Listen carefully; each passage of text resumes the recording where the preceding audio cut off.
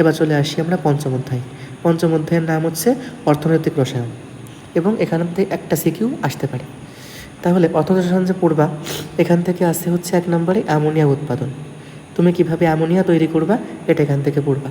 কাগজ উৎপাদন, Portland cement তৈরি, চামড়া ট্যানিং, কাঁচ সিরামিক তৈরির মূলনীতি, এগুলো এখান থেকে দেখবা।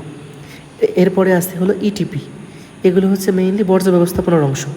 ইটিপি মানে হচ্ছে ইফ্লুয়েন্ট ট্রিটমেন্ট প্ল্যান্ট, মানে এটা তরল বর্জ্য প্রশোধনের একটা পদ্ধতি, এটা এখান থেকে দেখবা। রিসাইকেলিংয়ের গুরুত্ব, অ্যালুমিনিয়াম, ফেরাস, কপার এগুলো রিসাইকেলিং করা যায়, মানে পুনর্ব্যবহার করা যায়। যেমন মনে করো একটা জাহাজ নষ্ট হয়ে গেছে, জং ধরে গেছে, তুমি ওই জাহাজটাকে আর একবার ব্যবহার করতে চাচ্ছ, তখন ওই লোহাগুলোকে তুমি পুনরায় আবার গলিয়ে ব্যবহার করতে পারো, এটা হচ্ছে রিসাইকেলিং, এটা এখান থেকে দেখবা। ন্যানো পার্টিকুলার গুরুত্ব বইতে আছে, এখান থেকে দেখে নিবা। আর এমসিকিউ এর জন্য পড়বা হচ্ছে প্রাকৃতিক গ্যাস এবং কয়লা। প্রাকৃতিক গ্যাস কোথায় কোথায় ব্যবহার করা হয়, এর বিভিন্ন রকম যে গ্যাস পাওয়া যায়, এলপিজি, সিএনজি, এর মধ্যে কোনটা ভালো কোনটা খারাপ। কয়লার মধ্যে পড়বা কোন কয়লা ভালো কোন কয়লা খারাপ, অ্যান্থ্রাসাইট, বিটুমিনাস, এই টাইপের যে কয়লাগুলো আছে এর মধ্যে কোনটা ভালো কোনটা খারাপ, এটা একটুখানি খেয়াল করবা। এগুলো পড়লেই মোটামুটি তোমাদের পঞ্চম অধ্যায় হয়ে যাচ্ছে।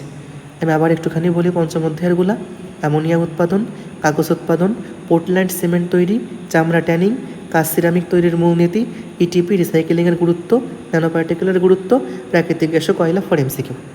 তাহলে এইগুলো পড়লেই মোটামুটি তোমাদের সিকিউয়ের পার্টটা হয়ে যাচ্ছে, এবং কিছু এমসিকিউ তো বললাম। এখন কথা হচ্ছে ভাই আমি পরীক্ষাতে কোন কোন অধ্যায়েতে অ্যান্সার করব এবং কোন কোন অধ্যায়ে আমার অ্যান্সার করা উচিত। এখন দেখো আমাদের যে প্রথম অধ্যায় হচ্ছে আমাদের এই যে প্রথম অধ্যায় থেকে আমাদের 2টা সিকিউ আসবে, মানে আসতে পারে আর কি। জৈব রসায়ন, এখান থেকে আমাদের 2টা অথবা 3টা সিকিউ আসতে পারে। তৃতীয় অধ্যায় থেকে আমাদের 2টা সিকিউ আসতে পারে। 4 অধ্যায় থেকে আমাদের 1টা সিকিউ আসতে পারে। আর 5 অধ্যায় থেকে আমাদের 1টা সিকিউ আসতে পারে।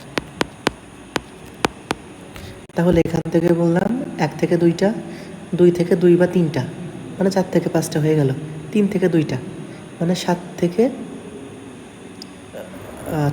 7টা, 4 থেকে 1টা, 7 থেকে 8টা, আর 5 থেকে 1টা। 5এরতে প্রশ্ন হলে জৈব রসায়নের তো 2টো প্রশ্ন আসবে, আর 5এরতে প্রশ্ন না হলে জৈব রসায়ন থেকে 3টা প্রশ্ন আসবে। এমন মনে করে তোমরা এগোইতে পারো। এখন আমার কাছে মনে হয় তোমাদের 1, 3, 4 এইখান থেকে যে মিনিমাম 5টা প্রশ্ন আসবে, এইটা অবশ্যই তোমাদের অ্যান্সার করা উচিত। কারণ 1, 3, 4 থেকে বেসিক্যালি আমাদের গাণিতিক সমস্যা আছে। গাণিতিক সমস্যাগুলো কিন্তু সহজ, আমার কাছে পার্সোনালি মনে হয় গাণিতিক সমস্যা খুবই সহজ। তুমি চাইলেই এগুলো 5টা করেই ফুল মার্ক পাইতে পারো।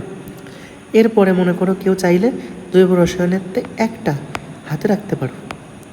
বাই চান্স এরতে একটা কোশ্চেন তোমার কমন পড়িনি, পারতেছো না, তখন জৈব রসায়নেরতে 1টা সিকিউ দেখে নিতে পারো। ওকে, আর যারা জৈব রসায়ন ভালো পারো তাদের জন্য কিছু বলার নেই, তোমরা এখান থেকে 2টা 3টা যা ইচ্ছা অ্যান্সার করতে পারো। তাহলে এই ছিল আজকের মতো আমাদের কেমিস্ট্রি সেকেন্ড পেপার সাজেশন। তোমরা এগুলো খুব ভালো করে পড়ে যাও। আশা করি এইগুলো ভালো করে পড়ে গেলে এর বাইরে কোনো কিছু আসবে না। আমি এই পিডিএফটার লিঙ্ক তোমাদের ডিসক্রিপশন বক্সে দিয়ে রাখবো, তোমরা এটা নামাই নিতে পারবা, সমস্যা নেই। আচ্ছা ভাইয়ারা, আপুরা, বেস্ট অফ লাক। দেখা হবে পরের কোনো ভিডিওতে, এবং তোমরা চ্যানেলটা সাবস্ক্রাইব করে রেখো।